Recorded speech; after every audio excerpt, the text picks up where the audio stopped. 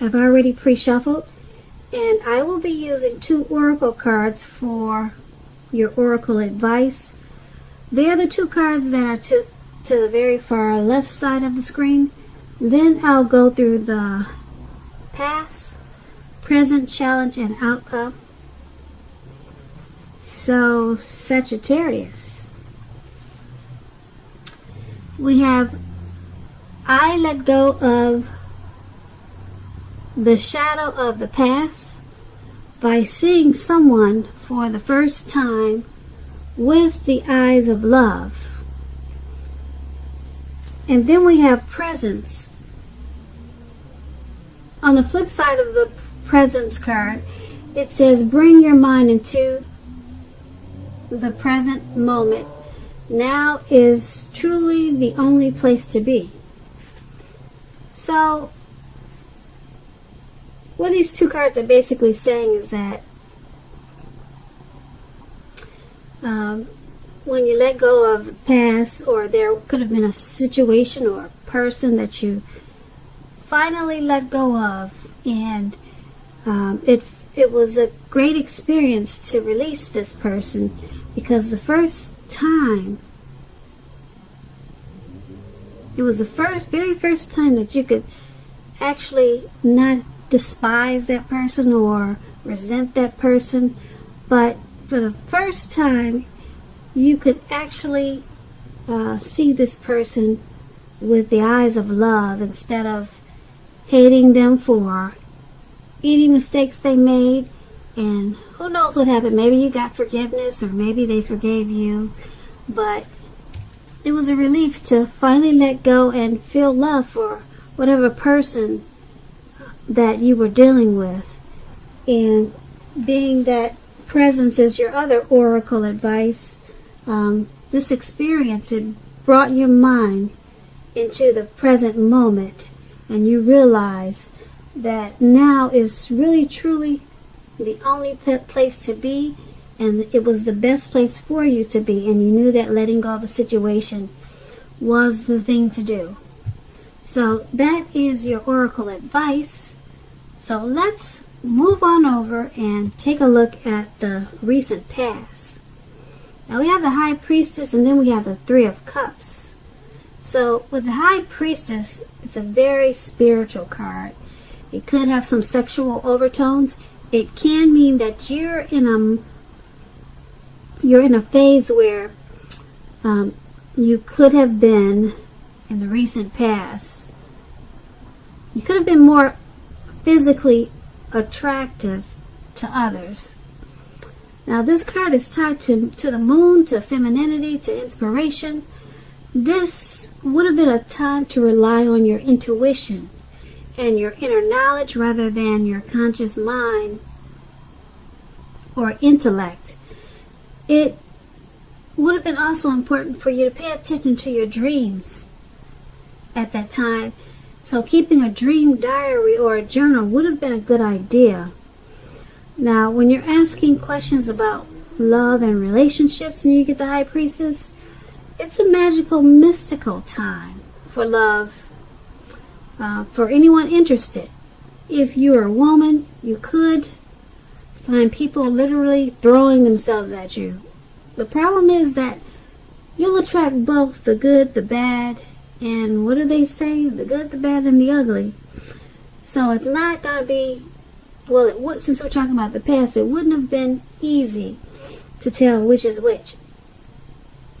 Also, you probably had the power of femininity at your disposal at that time, and at first glance, it probably seemed great.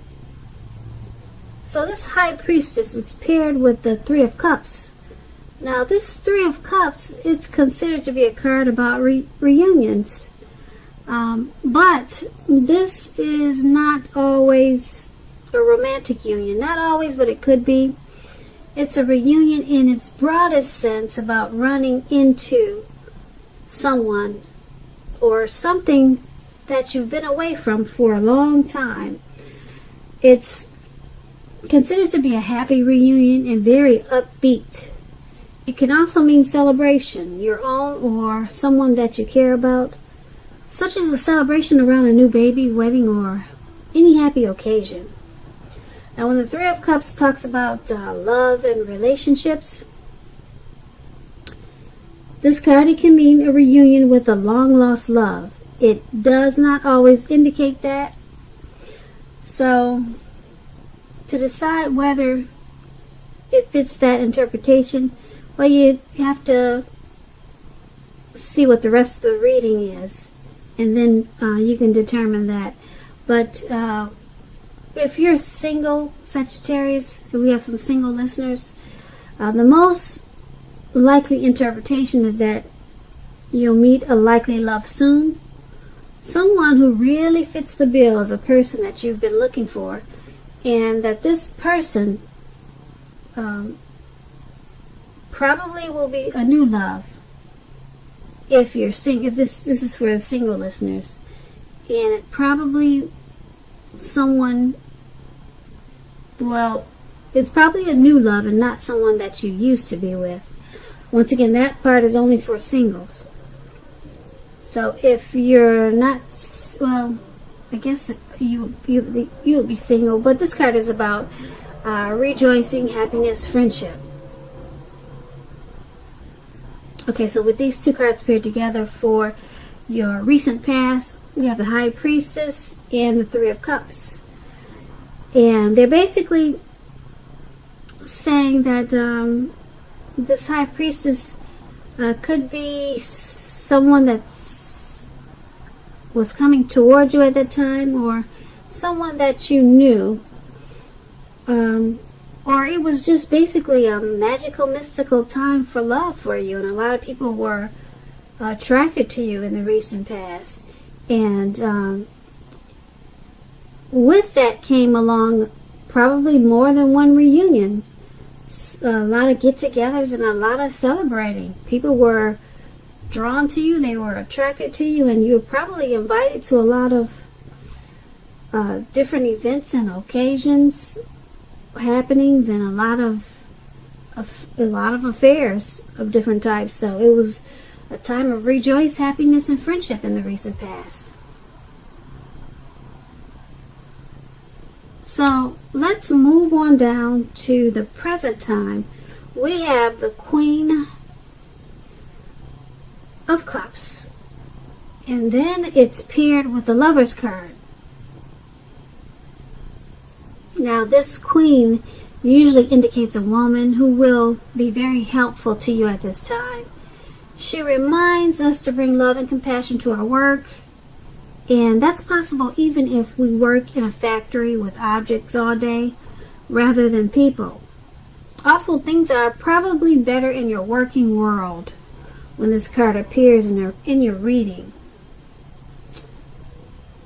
It's probably better, much better in your working world than you're realizing. Now, this Queen of Cups is paired with the Lover's card. The Lover's card is associated with the astrological sign of Gemini, the twins. It's possible that you're feeling ambivalent about a relationship or a situation in your life. It could be that your heart is telling you one thing and your head is telling you another.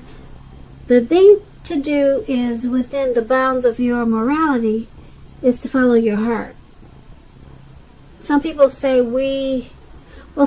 there are only two modes that any of us are operating under at a time, and that's fear or love. So when you get the Lover's card, it's pretty much saying that it's safe to choose love. So with these two cards paired together for your present time, the Queen of Cups and the Lover's card, there's a lady, a woman, could be your mother, could be the person that you're dealing with, could be your sister, a relative. She's very loving and compassionate. That's her energy. Okay, and like I said, she's either coming towards you or she's already there in your life. And it's paired with the Lover's card. Yeah, this is a whole lot of love. She's bringing love and compassion, and then the Lover's card brings love in capital letters to the center stage of your life. So I'm picking up that this is something romantic, very romantic and very loving.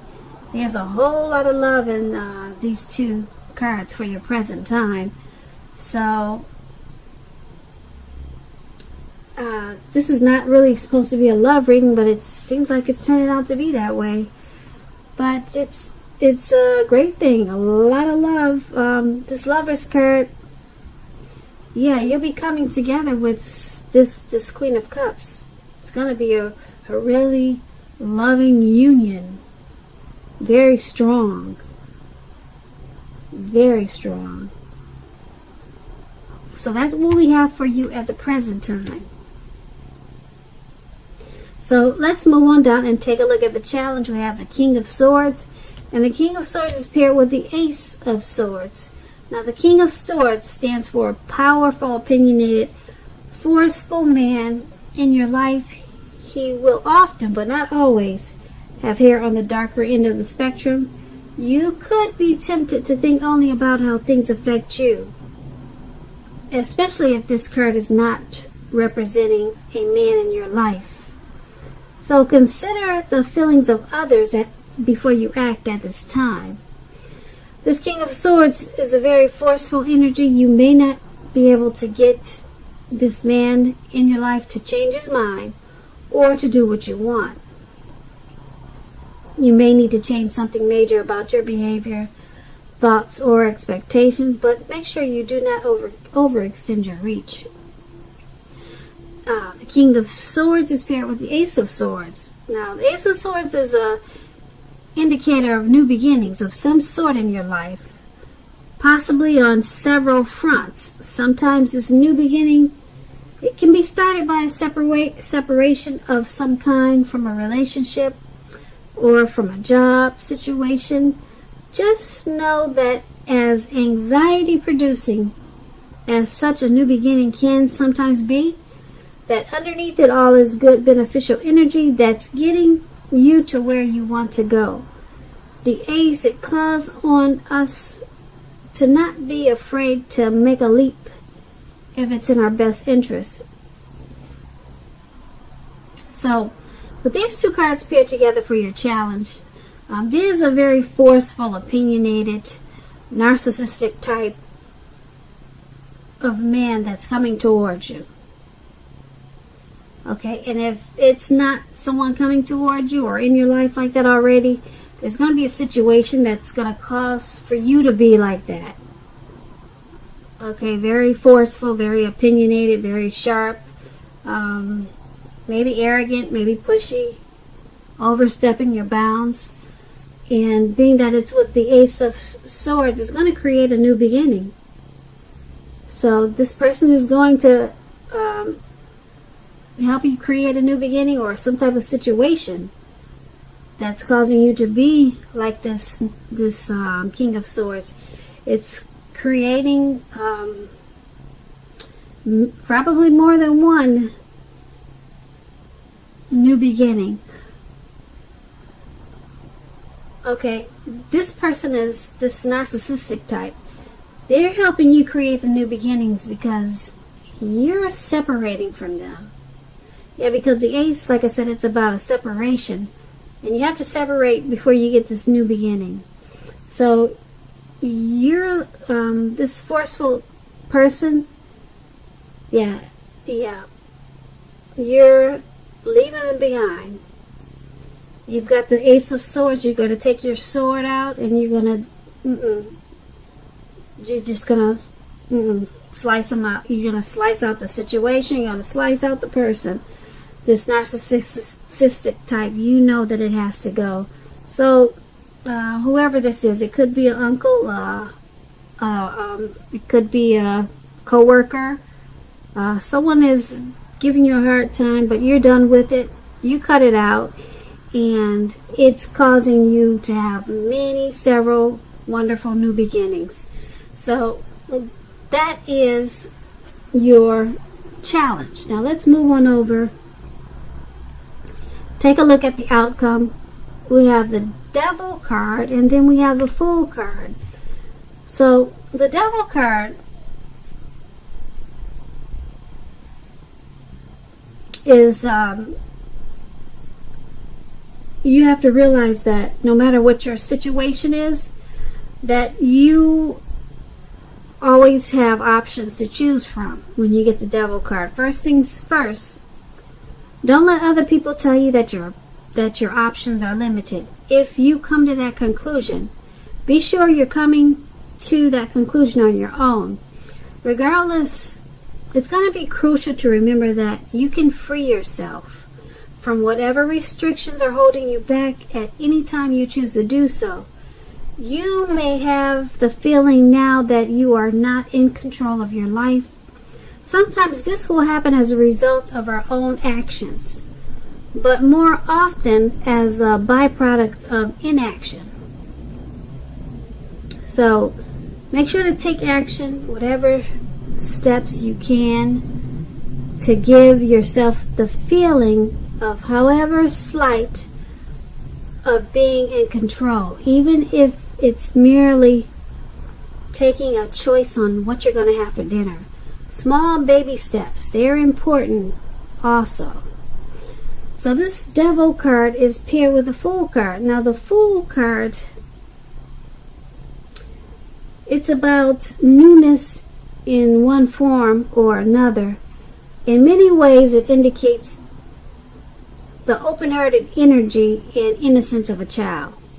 Because children, they're trusting, and trust forms the basis for this card. This is generally a positive card in the tarot. It's positive. It's about taking a leap. So it's positive. It's an important time to be sure that you're looking where you're going also. Because if you're trusting yourself to take a step into the unknown, that's one thing. But if you do so without any thought whatsoever, it could be a big mistake.